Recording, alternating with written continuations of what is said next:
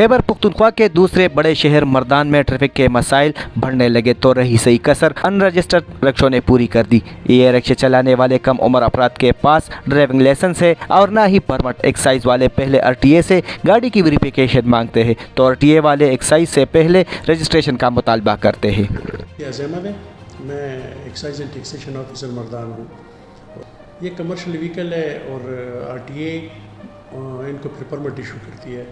तो अगर motor vehicle examiner Mardan चिंची रक्शों की हम उनको फ़ाइल भेजेंगे, वो उनकी फ़िज़िकल वेरिफिकेशन करते हैं, तो हमें कोई एतराज़ नहीं है उसके रजिस्ट्रेशन में। इसमें RTA वालों की तरफ से बयान ये आता है कि सुप्रीम कोर्ट ने इस पे बैन लगाया हुआ है कि RTA ने आगे सुप्रीम कोर्ट को भी लिखा हुआ है कि ऑल दो बैन है बट रोड पे रक्शास को हमें मेंटेन करना है किसी ना किसी तरीके से।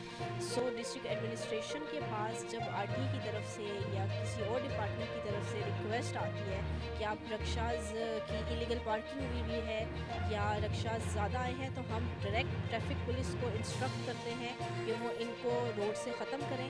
और रजिस्ट्रेशन और परमिट का मसला हल नहीं होगा तो शहर में चंची रिक्शों की तादाद बढ़ती रहेगी, जिसका खुमियाजा आम लोगों को ट्रैफिक के अज़दा की शक्ल में भुगतना होगा।